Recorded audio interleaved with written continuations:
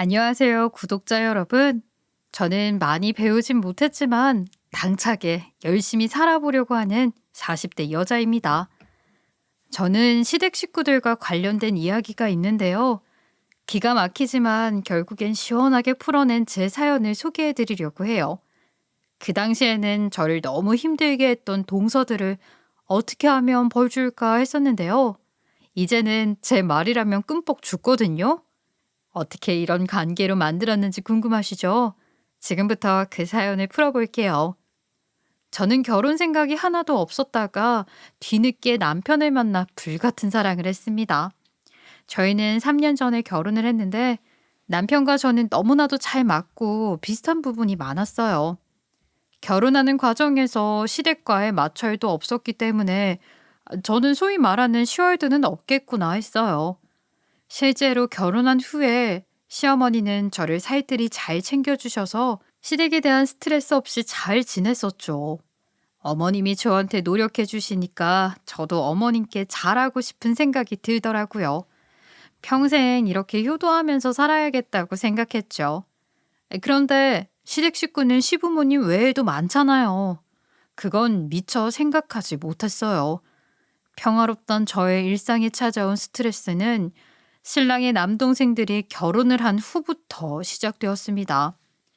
시동생은 둘이에요. 둘 다 저희가 결혼하고 2년 후에 연달아 결혼을 했어요. 새 식구가 생긴다고 해서 크게 변하는 건 없을 거라 생각했는데요. 연달아 맞이하게 된 두 명의 동서들이 저희 집안의 분위기를 확 바꾸어 놓았습니다. 저는 중학교도 못 나온 검정고시 출신입니다. 그런데 동서 두 명은 유학파 출신이었어요. 직장도 아주 좋은 데를 다녔더라고요. 첫째 동서는 공기업, 둘째 동서는 대기업에서 일을 했었대요. 학벌도 실력도 출중한 사람들이었죠. 그 둘의 공통점이 뭔 줄 아세요? 학벌과 직장으로 사람을 판가름한다는 거예요. 저를 처음 만났을 때 둘이 저에게 했던 말들이 다 똑같았어요. 형님, 아주버님이 교수라고 들었는데요. 형님은 직업이 뭐세요? 혹시 교수? 교사? 아니요, 저는 소소하게 자영업해요. 동네에서 베이커리 카페 운영하고 있거든요. 언제 한번 들려요? 아, 사업하시는구나. 그럼 대학은 어디 나오셨어요? 아주버님이 서울대 나오셨다는데 혹시 CC셨어요? 아니면 연고대? 그 대학들에 제 친구들 많은데 혹시 무슨 과이셨어요? 아니요. 저는 대학 안 나왔어요. 중고등학교도 검정고시 봤고요. 특별히 대학 갈 생각이 없어서 성인 돼서부터는 계속 자영업 했어요. 예? 검정고시요? 대학도 안 나오셨다고요? 어머나 세상에.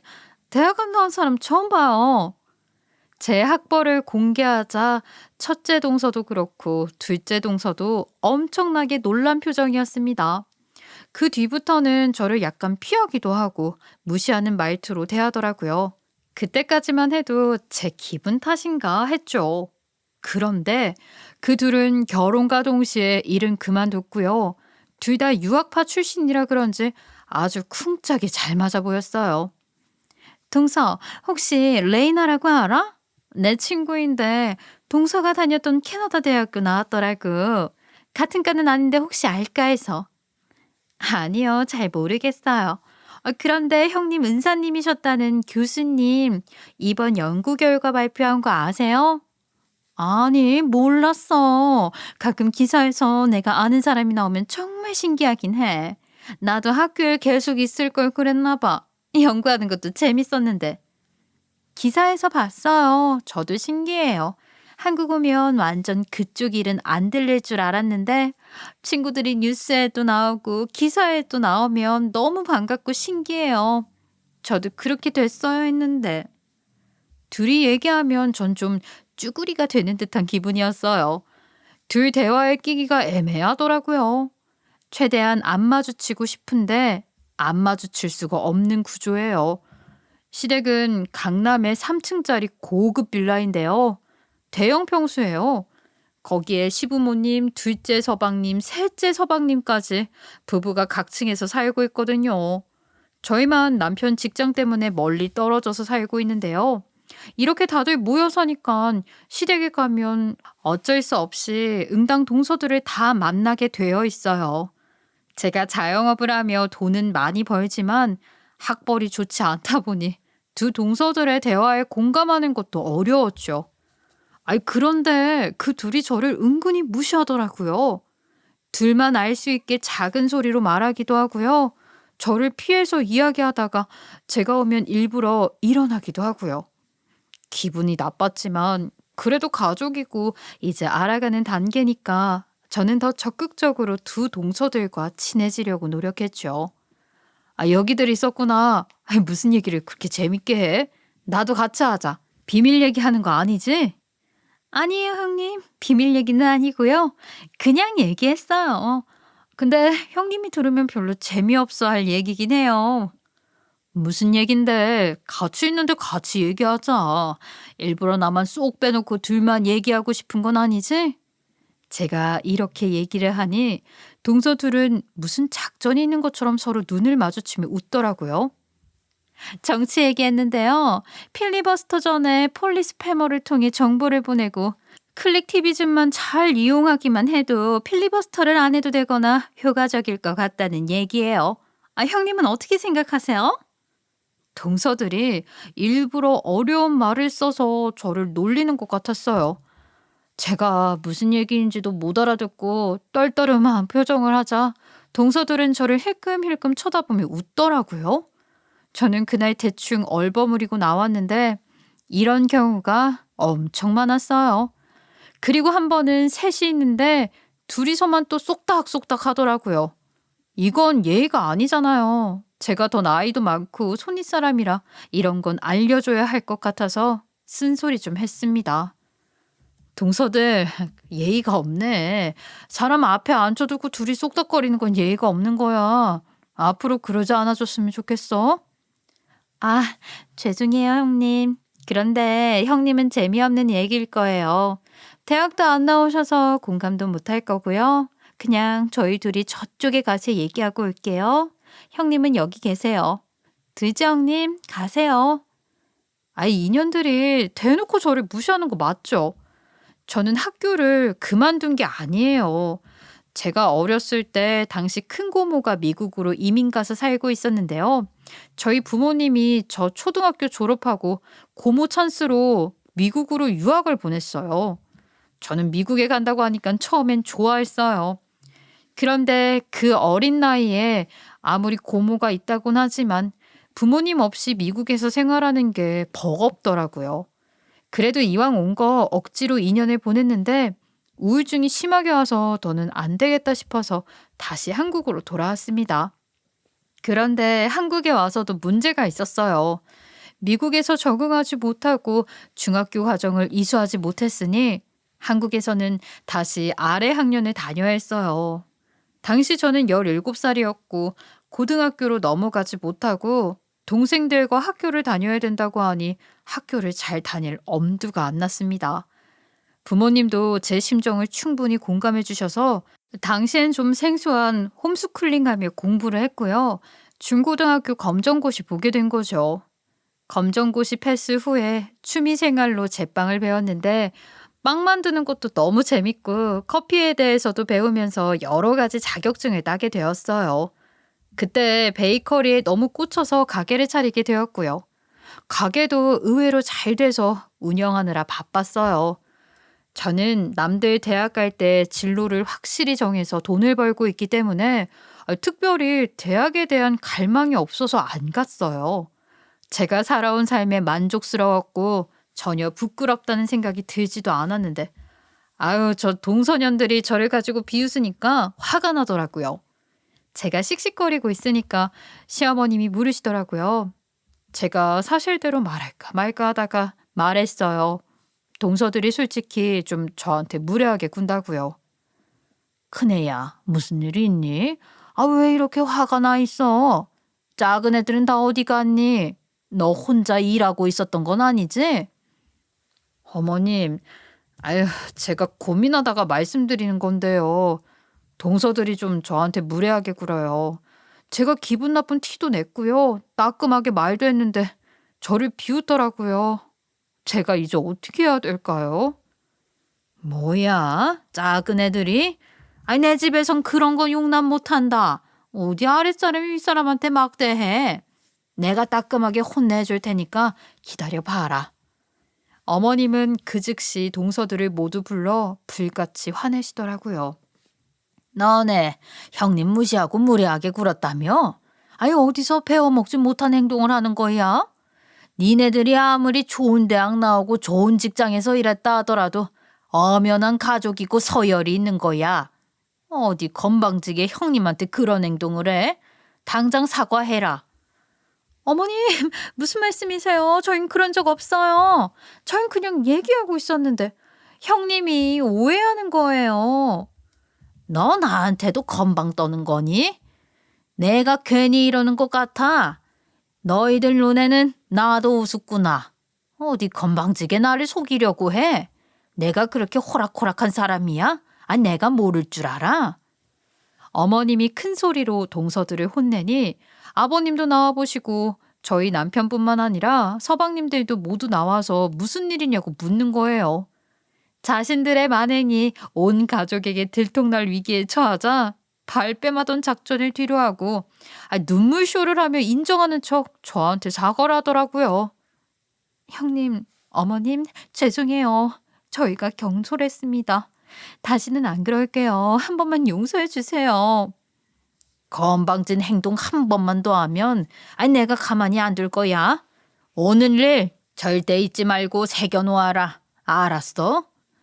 시어머님 덕분에 진심이 아닌 것 같지만 사과는 받았으니 그때 한 번은 넘어가 주자 했어요. 그리고 어머님이 저를 따로 불러서 그러시더라고요. 큰애야, 내가 너를 참 많이 아낀다. 네가 우리 가족이 되어서 나는 너무 좋았어. 그런데 말이야, 사람은 각자 자기 역할이 있는 거야. 예의 없는 동서들 휘어잡을 줄도 아는 게 형님 노릇이야. 너를 도와주는 건 이번 한 번뿐이야. 그 다음부터는 네가 알아서 해야 할 거야. 내가 자꾸 건들면 편애한다는 말도 나오고 내 뒤에 숨어서 날 조종해 네 목소리 낸다며 네 꼴이 우스워져. 알았지? 네, 맞는 말이에요. 저는 어머님이 어떤 말씀을 하시는지 충분히 이해했어요. 동서들이 다시는 저한테 안 그러길 바라곤 있지만 앞으로 한 번만 더 까분다면 저도 결코 가만히 있지 않겠다고 다짐을 단단히 하고 있었습니다. 그리고 얼마 후 그 불편한 동서들을 다시 보게 되는 날이 왔어요. 설이라 온 가족이 만나게 되었는데요. 하필이면 어머님이 아프셔서 동서들이랑 음식 준비를 하게 되었어요. 저는 동서들이 또다시 저에게 무례한 행동을 하지 않겠지 하며 저의 주도하에 음식을 만들고 있었어요. 둘이 말없이 조용하길래 동서들이 은근히 눈치를 보는 것 같았거든요. 그런데 이 동서들 이번에는 저 못 알아듣게 하려고 영어로 대화를 하더라고요. 동서들의 이런 행동 저 일부러 왕따시키려고 하는 거잖아요. 제가 못 알아들을 것 같아서 영어로 얘기하며 히히덕거리는데 너무 열받아서 한마디 했습니다. 동서들 무슨 얘기하는 거야? 이젠 내가 들을까 봐서 영어로 얘기하는 거야? 내가 영어 못하니까? 어머, 저희는 형님이랑 같이 얘기하고 있던 건데 왜 말씀 안 하시나 했어요. 형님은 너무 무식해서 영어 못 알아듣죠. 근데 어쩌죠? 저희는 영어 쓰고 싶어요. 동서, 그냥 얘기해. 뭘 그렇게 돌려 말해? 그건 아니고요. 무식한 형님이랑 대하기 싫어서 영어 쓰는 건데. 그런 것도 눈치 못 채세요? 무식하고 눈치도 없고. 저걸 어디다 써먹어? 뭐? 무식? 내가 왜 무식한데?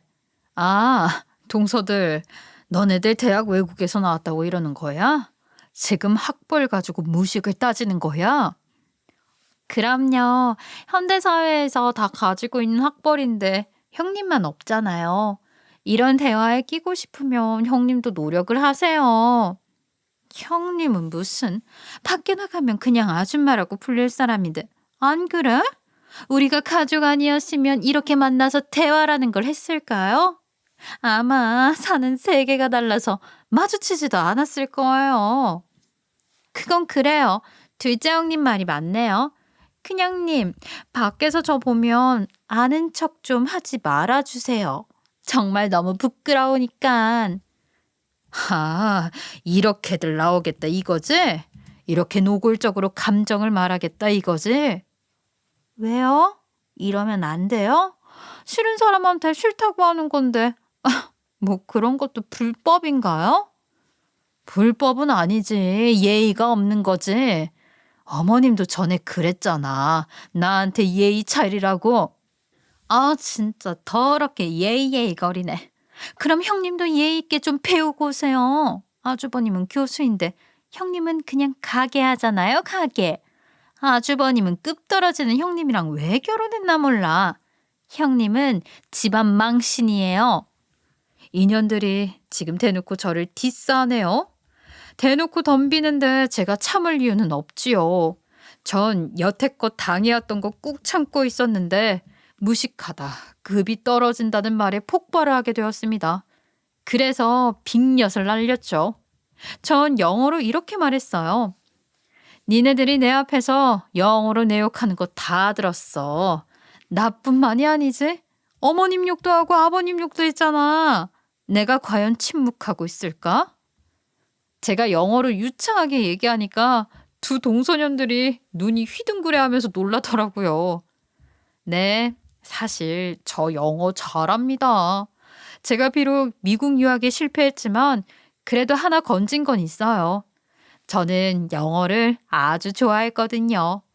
제가 미국에 간다고 좋아했던 이유도 영어를 좋아해서였어요. 가서 영어 공부를 마음껏 하고 싶어서였죠. 어찌됐든 한국에 돌아오게 되었고, 그래도 계속 흥미를 갖고 영어 공부를 했고요. 그래서 전 사실 영어 아주 잘해요. 제가 대학도 안 나오고 중고등학교를 검정고시로 봤다고 하니까 동서들은 제가 공부를 못해서 학교를 안 다닌 줄 알았나 봐요. 그래서 제가 영어를 못할 줄 알고 둘이 비밀스럽게 영어로 대화를 했나 봅니다. 제가 다 알아들었을 줄은 꿈에도 몰랐겠죠. 둘은 음식 준비하면서 이런 대화를 나눴어요. 아, 음식 하기 싫어 죽겠다. 사 먹지 궁상맞게 이런 걸 왜 만들어 먹는 거야? 어머님은 가진 것과는 다르게 궁상맞아. 이래서 부자가 됐나? 돈도 많은데 하고 다닌 거 보면 거지 동네 아줌마 같다니까. 큰형님하고 쌍벽이야. 형님, 적당히 꾀부리면서 해요. 어차피 잘하든 못하든 큰형님 공이니까 우린 적당히 거드는 척만 하자고요. 아버님도 왜 자꾸 친척들을 집으로 부르는지 진짜 진상이에요. 본인이 손님 대접할 것도 아니면서 잠자코나 있지 노인네. 일을 저지르는 스타일이라니까요. 이런 대화를 제가 다 알아듣고 있었고요. 제가 영어 잘한다는 건 동서들은 꿈에도 몰랐겠죠. 그때 그 표정을 사진으로 찍어놨어야 했는데 정말 저 혼자 보기 아까운 표정이었거든요. 전 또 영어로 이렇게 말했어요. 대놓고 내 욕하는 거, 시부모님 욕하는 거 내가 다 참아야 해? 나 그렇게 착한 사람 아니고 바보 아니야. 그 입 함부로 놀린 거 앞으로 어떤 벌을 받게 될지 기대하는 게 좋을 거야. 들은 저의 학력에 대해 무시하고 있었고 저를 대놓고 까내리는 저 손아래 사람들인 동서들이 너무도 얄미웠어요. 제가 아무리 노력한다 한들 저들의 생각이 바뀔 것 같진 않고요. 그들이 저에게 없는 학력으로 나를 무시한다면 그럼 저도 제가 가진 무기로 그들을 까보자는 생각을 했죠. 제가 제일 먼저 한 건 동서들에게 현실을 깨닫게 해주는 거였어요. 시부모님과 동서들이 사는 집인 3층짜리 빌라는 사실 우리 친정엄마 거예요. 저희 부모님과 시부모님은 세입자로 만난 사이인데요.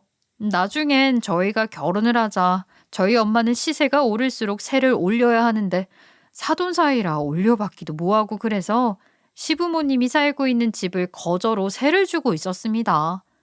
저희가 결혼하고 얼마 뒤 둘째 서방님이 결혼을 할 때 시부모님이 그러시더라고요. 사부인, 저희 둘째가 결혼하면 바로 셋째도 결혼하는데요. 빌라 1, 2층 다 전세 뺀다면서요. 그 집들 다 저희한테 세 줄 수 있으세요? 저희 애들이랑 같이 살고 싶어서요. 어머, 그러세요? 아이, 격경사네요. 자식들 다 가깝게 살게 돼서 사부인 좋으시겠어요? 예, 빌라 1, 2층 다 사부인께 세 놓을게요. 아이, 그래도 계약서는 부동산 가서 써요. 그때 엄마는 시댁의 빌라 전체를 세를 주게 되었고요. 완전 낮은 가격으로 거저 세를 줬어요. 그런데 시어머님은 동서들한테 그 빌라가 자기네들 빌라라고 거짓말을 했더라고요. 시어머님이 동서들한테 거짓말을 하든 말든 뭐 저와는 상관없는 일이라고 생각했어요. 동서들한테 거짓말을 한다고 해서 명의가 달라지는 것도 아니니까 가만히 있었는데 이참에 그것들 아주 코를 납작하게 해주기 위해서 엄마한테 전화를 했죠. 엄마한테 그동안 있었던 일들을 말씀드리니까 저보다 더 화를 내시더라고요. 그래서 말인데 엄마, 부탁이 있어. 이런 부탁 어려운 건 줄 알지만 그래도 하는 거예요. 빌라 재계약 시기인 걸로 아는데 더 이상 그 집 사정 봐주지 말고 1, 2층만큼은 시세대로 받는다고 해주세요. 뭐? 아이, 그 집 1, 2층에는 네 시동생들 부부 살잖아. 그 집 올리면 돈 줄 수 있대? 아이, 못 주면 시동생네들은 어디 가서 살라고. 아유, 그건 내 할 바 아니에요. 동서들을 좀 혼내줄 필요가 있어요. 저 진짜 말뿐이 아니라 엄마가 그렇게 좀 해줬으면 해. 부탁할게요. 아유, 아는 사람이라고 해서 시세보다 훨씬 싸게 세를 준 건데 동서들이 그냥 놔두기는 네 속도 내 속도 열불 터질 것 같네. 알았어. 네 시부모님께 전화해서 그렇게 말해볼게. 동서 둘이 자기가 가진 걸로 저를 무시한다면 저도 제 무기로 그들과 싸워봐야죠. 가만히 있으면 가만히 되는 겁니다. 엄마는 제 전화를 받고 기가 막혀 하시곤 시부모님께 전화를 걸어 그 집들 제가 받겠다고 했어요. 그랬더니 저희 시부모님은 노발대발하시며 난리를 치시더라고요. 사부인, 제가 잘못 생각한 것 같아요. 아니, 사부인은 사부인이니까 일단 그 3층은 그대로 사시고요. 1, 2층의 전세는 시세대로 받아야겠습니다. 시세대로 돈을 보내주세요. 예? 1, 2층 다요? 아, 갑자기요. 한 집만 해도 수억인데 두 집을 다 올리시면 저희는 그 많은 돈을 어디서 구해와요? 이렇게 가격을 한꺼번에 올리시는 게 어딨어요? 아니, 뭘 어딨어요. 집주인 마음이죠. 싫으면 집을 빼주세요. 세입자는 금방 구해지니까요. 혹시 사부인, 뭐 저희 아이들한테 감정 있어서 그러시는 거예요? 우리 큰며느리가 무슨 말을 했었나요? 예, 그 집안 며느리들 얘기 다 들었습니다. 이대로 가만히 있기에는 제가 화딱지가 나서 안 되겠네요. 아예 어차피 돌이킬 수도 없고 그들도 생각 안 바뀔 것 같으니 저는 제 방식대로 하는 수밖에요. 그럼 먼저 끊습니다. 연락 주세요. 어머님은 저희 엄마와 전화를 끊고 나서 저한테 바로 전화가 왔어요. 큰애야, 사부인 전화 받았다. 그동안 작은 애들 때문에 마음고생을 좀 했지. 아휴, 내가 대신 사과하마. 아니요, 어머님. 어머님이 잘못하신 게 없는데 대신 사과하지 마세요.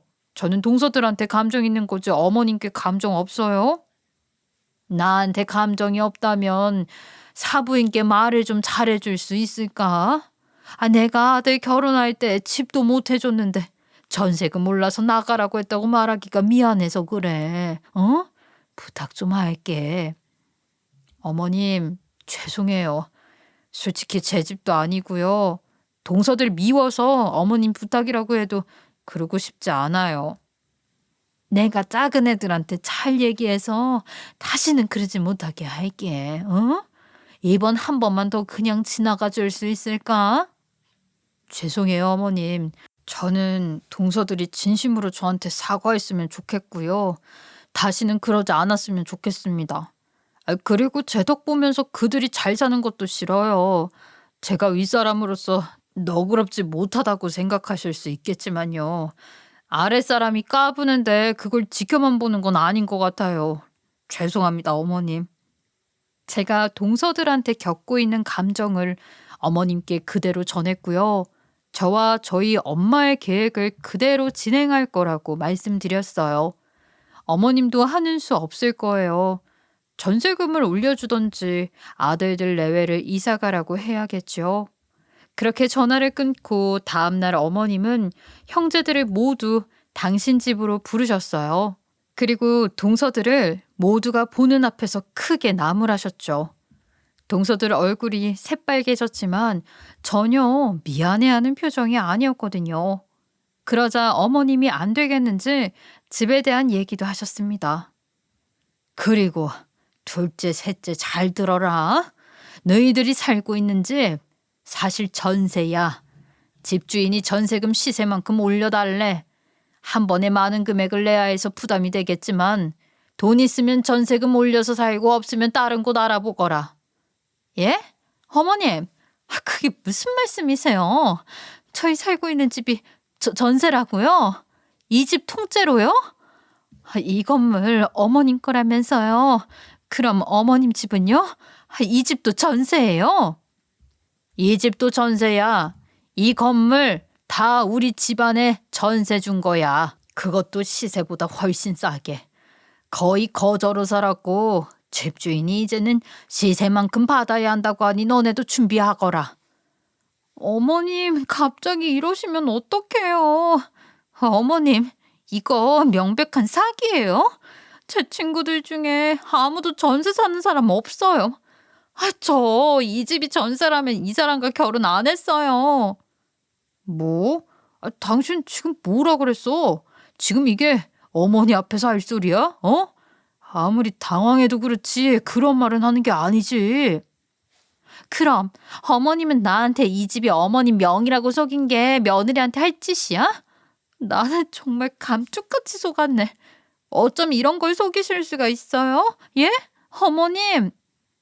그럼 뭐 이혼이라도 하고 싶다는 거야? 당신 지금 이런 말투 나 상당히 거슬려? 생각하고 말해. 그나저나 진짜 너무 실망스럽네. 당신 직업 괜찮아서 결혼했더니 완전 생 그지였잖아. 이게 지금 뭐 하는 거예요? 이건 사기 결혼이에요. 아세요? 뭐? 거지? 당신도 말 다 했어? 당신 일어나. 집에 가서 얘기해. 버릇없게 부모님께 이러지 말고 나랑 얘기해. 일어나라고.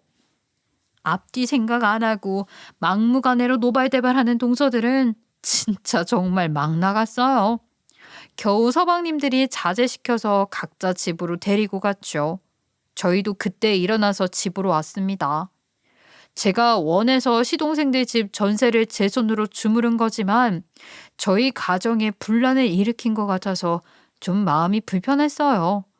지금이라도 동서들이 진심으로 사과를 한다면 저는 아무 일 없듯 지나갈 수 있는데요. 이 일이 어떻게 풀어갈지 지켜보고 싶었습니다. 그런데 사과를 하면 용서해주고 싶었던 제 생각과는 다르게 동서들은 정말 막 나가더라고요. 어느 날 동서들은 작당 모임을 하는지 둘이 시댁 근처 동네 편의점 파라솔에 앉아 있더라고요. 제가 일이 있어서 시댁에 들렀다가 둘을 발견했고 몰래 코너에서 둘이 무슨 얘기를 하는지 들어보니까 아주 웃기는 말도 안 되는 작당 모임을 하고 있었습니다. 저는 그들이 하는 이야기를 몰래 듣고 진짜로 그렇게까지 움직이는지 지켜봤어요. 얼마 후 두 동서의 요청으로 시댁에 다 같이 모이게 되었어요. 두 사람은 이혼 서류를 들이밀더라고요. 해도 없겠다. 돈도 없는 거지 같은 시댁도 싫고요. 자기 엄마밖에 모르는 남편도 싫고요. 저희 이혼하겠습니다. 저희가 이렇게 이용당하고 속아서 결혼한 줄은 정말 몰랐습니다. 저희 어디 가도 이런 대접 안 받고 이런 처지 겪지 않아요.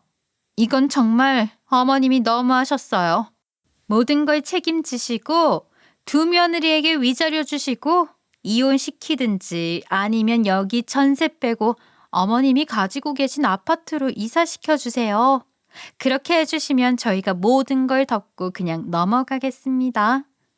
그날 제가 몰래 듣기로는 사실 동서들 이혼 생각 없어요. 이렇게 시부모님께 이혼한다고 말하면 아들들 이혼남 만드는 게 무서워서 돈을 지원해 줄 거라고 생각을 하는 거예요. 이참에 둘은 귀찮은 시부모님 곁을 떠날 수 있는 찬스이고 또 좋은 아파트에서 살 기회라고 생각했죠. 하지만 전 알고 있었어요. 그 둘이 이혼도 못하고 이사도 못 간다는 사실을요. 어머님은 동서들 말을 듣고 머리 아파하시더라고요. 저희 어머님 다 좋으신데요. 딱 한 가지 흠이 있었어요. 자식들이 다 좋은 직업을 가지게 되자 아들 잘 키웠다고 많은 사람들에게 칭찬을 받았는데 아들들 결혼시키려고 보니 뒷바라지하며 돈을 다 써서 돈이 없었어요. 빚도 산더미였죠. 저희 남편도 서방님들도 다 결혼을 늦게 한 이유가 자기가 벌어서 결혼해야 하는 상황 때문이었어요. 저희 남편은 교수, 둘째 서방님은 회계사, 셋째 서방님은 변호사거든요. 정말 직업 하나는 빵빵하죠. 이만큼 키우기가 얼마나 힘드셨을까요? 정말 존경스러워요. 다들 직업이 좋으니 그 때문에 달려드는 여자들도 많았대요. 그런데 하나같이 시댁에 재산이 없다는 것을 알곤 대릴 사위로 데려가려고 하거나 헤어지자고 했다고 합니다. 사람의 됨됨이가 어찌됐건 상관없이 직업과 재산의 유무로 평가가 달라지니 서방님들도 시부모님들도 얼마나 마음고생을 많이 하셨을까요? 어머님은 죽어도 대릴 사위는 안 된다고 하시며 마지막으로 해보신 게 동서들한테 어쩔 수 없이 재산을 부풀려서 거짓말을 했던 거죠. 결국 동서들도 모든 조건이 다 맞다고 생각해 결혼한 거고요. 동서들에게 결혼 전에 이 빌라 건물 외에 경기도에도 땅이 있고 강남에 유명한 아파트도 몇 채 가지고 있다고 했대요. 사실 시부모님도 자산가이셨거든요. 그만큼의 재산을 가지고 있으셨는지는 모르겠지만 아들들 공부시키느라고 모든 재산을 다 쓰셨고 지금 전셋집만 가지고 있는 거죠. 이런 상황에서 동서들이 이혼 서류를 들이밀면서 어머님께 협박 아닌 협박을 하니 어머님이 얼마나 당황스러우실까요? 얘들아, 내가 말하지 않은 게 더 있어. 미안해. 사실 너네들한테 말했던 땅도 없고 강남에 유명한 아파트도 없어. 내가 가지고 있는 건 여기 이 빌라 전세뿐이다. 정말 미안하다. 어머님은 화를 내면서 허심탄회하게 모든 걸 다 털어놓으셨어요. 동서들은 마지막 희망이었는지 아파트마저 거짓말이라고 하니 멘탈이 붕괴가 되었는지 말도 못하고 그냥 얼어있더라고요. 당연히 지금 사는 이 집이 전세인데 다른 집을 가지고 있을 일 없는데 동서들이 바보 같더라고요. 어머님, 어떻게 이러실 수가 있어요? 이건 진짜 사기예요. 사기 결혼이라고요. 당신도 말을 해봐. 어떻게 이럴 수가 있어? 아니야, 애들은 잘못 없어. 그래, 내가 너무 미안하다. 내가 애들한테도 말하지 말라고 했어. 우리 애들은 너네가 너무 좋다고 하더라. 결혼을 하고 싶은데 돈이 없는 걸 어떡해? 너네가 웬만한 집에 시집 올 애들도 아니고 나도 너네가 마음에 들었다. 그래서 그랬어. 그래, 내가 모든 책임을 통감하고 너네 이혼하면 위자료 줄게. 이혼해라. 시어머님이 이혼하라고 하니까 동서들이 더 놀라더라고요. 그냥 질러본 건데 이혼하라고 하니까 더 놀란 거죠. 그럼 위자료는 어떻게 주시려고요? 돈 없다면서요. 저희 어떻게 살라고 이런 거짓말을 하세요? 저희도 사실 이혼할 생각 없어요. 그냥 질러본 거라고요. 어머님이 이렇게 가난한 줄은 정말 몰랐어요. 저희 이제 어떻게 살아요? 여기 천세금 빼도 어디 갈 수 있는 데가 없다고요. 예, 그건 나 말고 니들 형님한테 말해보는 게 어떻겠니? 네 형님 내가 부동산 자장가잖아. 대치동에 있는 그 유명한 아파트 네 형님 어머니가 몇 채 가지고 있고 이 집도 사실 네 형님 네 어머님 것이고 너희들이 말을 해보거라. 나는 힘이 없어.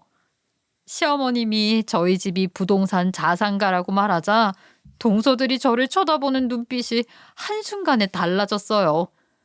그날은 그렇게 정리하고 일어섰는데요. 다음 날부터 아주 둘이 번갈아 가면서 전화를 하고 난리더라고요. 형님, 제가 그동안 예의 없이 군 거 정말 진심으로 사과드릴게요. 앞으로 형님 말씀 귀담아 들으며 행동할게요. 정말 죄송해요. 동서, 이렇게 사과해줘서 고마워. 그래, 알았어. 우리 그동안 있었던 일들은 있고 앞으로 더 잘 살아보자. 형님, 너 그렇게 이해해 주셔서 감사해요. 앞으로 같은 실수 반복하지 않을게요. 그래서 말인데요, 형님. 지금 사는 빌라 새 올리는 거 보류해 주시면 안 될까요? 정말 부탁드려요. 동서, 근데 그건 안 되겠어. 내 집도 아니고 그건 안 될 것 같아. 미안. 나한테 이러지 말고 동서 친정에 말해보는 게 어때? 형님, 사실 저희 집도 사정이 좋지 않아요. 저 유학 보내느라고 부모님 허리가 휘셨는데 그렇게 지원해 주지도 못하세요. 남편이 돈 없다는 말도 못하겠고요. 그건 나도 마찬가지야. 이런 얘기는 나도 어쩔 수 없으니까 더는 말하지 말자. 그럼 끊을게.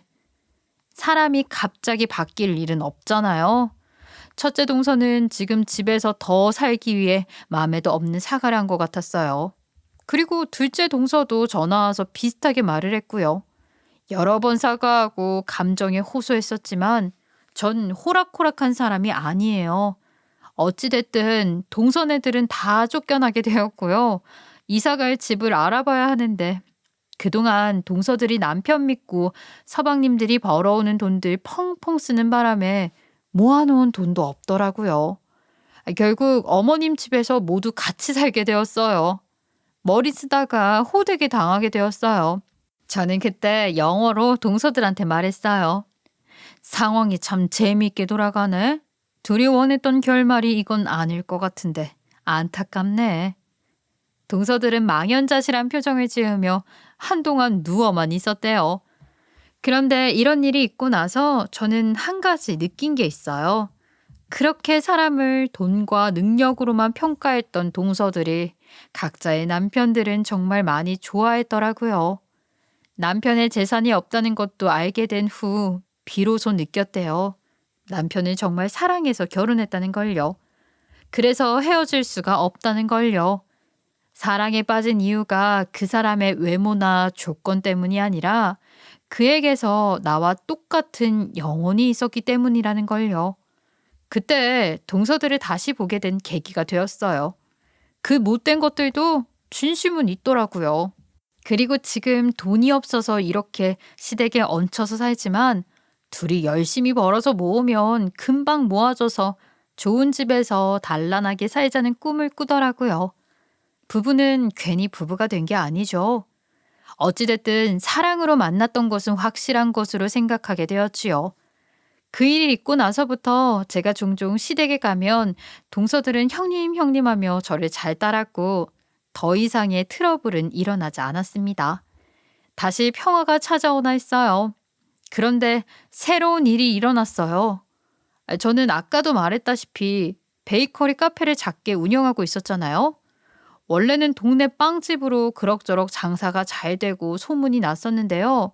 저희 엄마가 제안을 하나 하셨어요. 요즘 경기도 쪽으로 대형 베이커리 카페가 많이 생기는데 너도 한번 해보는 게 어때? 엄마가 지원해주는 건 좀 그렇고 투자를 해볼까 하는데. 정말? 물론 내 꿈이고 로망이긴 하지만 엄마, 나한테 그렇게 투자했다가 망하면 어떡하려고. 망하면 엄마의 안목이 그 정도라는 걸 인정하고 잊어버려야지. 어떻게 생각은 있어? 엄마가 가지고 있는 땅에다가 지으면 될 것 같아. 그렇게 친정엄마의 권유로 저는 경기도 외곽에 대형 베이커리 카페를 차리게 되었어요. 투자자로서 엄마를 대하며 딜을 하기도 했고 빌어보기도 했었죠. 이번 일을 하면서 정말 많은 걸 깨달았어요. 사람의 마음을 움직이는 방법에 대해 많이 배우게 되었죠. 차근차근 준비해서 오픈 날짜가 다가왔고요. 일하는 사람을 뽑는 과정에서 예상치 못한 일들이 벌어졌습니다. 바로 동서들이 저희 카페에서 일을 하고 싶어 하더라고요. 형님, 제가 공기업에서 회계를 맡았잖아요. 제가 이런 업무에는 자신 있어요. 저한테 그 자리 맡겨주시면 어떠실까요? 저는 전 기획 쪽에서 일했잖아요. 개업이니까 홍보가 무엇보다 중요하고요. 메뉴 구성과 가격, 이벤트 등을 꾸준히 해줘야지 계속 새로운 사람들이 유입될 수 있어요. 이 부분은 저에게 맡겨주세요, 형님. 저는 사실 그런 부분은 생각지도 못했는데 동서들이 먼저 나서준다고 하자 솔깃하더라고요. 그래도 가족끼리 일하는 건 아니라고 해서 며칠 고심했었는데요. 날마다 전화가 와서 제가 고민하는 부분과 함께 포트폴리오를 제시하더라고요. 그것들을 보면서 정말 능력 있는 동서들이었기에 다른 지원자들보다 괜찮다 생각해서 직원으로 채용하게 되었습니다. 형님, 저희 진짜 돈 많이 필요해요. 땀 흘려서 돈 벌어서 독립하고 저희도 형님처럼 성공할 거예요. 뽑아주셔서 감사합니다. 믿어주신 만큼보다 더 잘할게요. 실력으로 보여드릴게요. 형님, 너무 감사해요. 정말 동서들은 일을 열심히 했고 잘 해냈어요. 저희 카페는 단시간에 홍보가 너무 잘 돼서 많은 사람들이 찾아왔고요.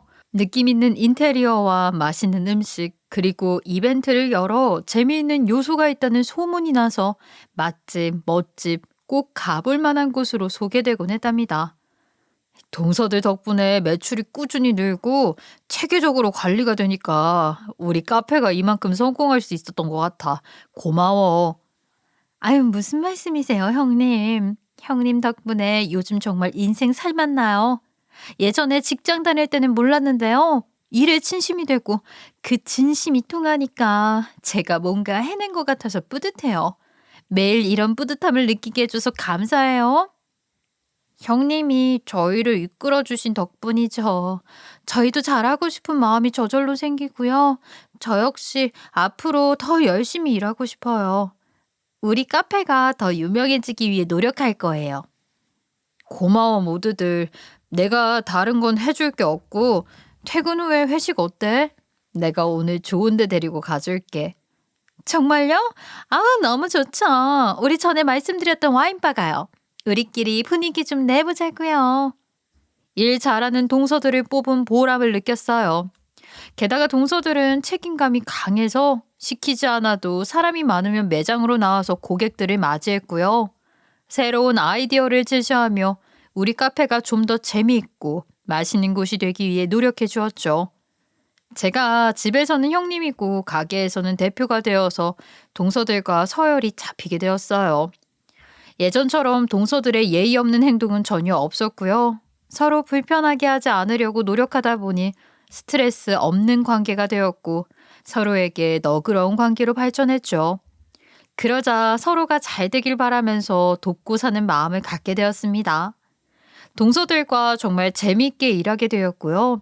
일을 하면서 계속 붙어 있다 보니 개개인의 사정과 생각을 이해하게 되었어요. 정도 들고 전우회 같은 것도 생기면서 친한 친구 같은 느낌도 생기게 되었어요. 저를 무시하는 고학력 동서들과 이런 관계가 되기까지 참 많은 일들이 있었고 많은 시간이 필요했는데 지금 관계에 스트레스를 받고 계신 분들이 계신다면 관계를 발전시키기 위해서는 참는 것이 능사가 아니라는 것을 아셨으면 합니다. 문제점을 잘 파악하고 하나하나 풀어가 보셨으면 좋겠고요. 자신의 감정을 잘 표현해 보시고요. 자신의 장점이 무엇인지, 그리고 상대가 원하는 게 무엇인지도 한번 잘 생각해 보시고 움직여 보시는 것도 좋을 것 같습니다. 그리고 대개 사람들은 더 많으면 많을수록 행복할 것으로 생각하잖아요. 그러나 많이 갖지 않아도 행복할 수 있음을 깨달으셨으면 좋겠어요. 시댁에 재산이 없다는 것을 알게 된 동서들이 모든 걸 내려놓고 새롭게 일을 시작하며 전보다 더 행복한 삶을 살게 되었다고 해요. 때로는 단순한 것이 좋을 때가 있습니다. 없는 걸 없다고 인정하고 내 문제를 해결하기 위해 간결하게 살아갈 때 오히려 잊고 있던 행복을 찾을 수 있을 겁니다. 그리고 가정만큼 인생에서 중요한 것은 없잖아요. 여러분들의 가정도 행복하고 화목하길 제가 응원하겠습니다. 여러분들도 저 많이 응원해 주시고 제 이야기 들어주셔서 감사합니다.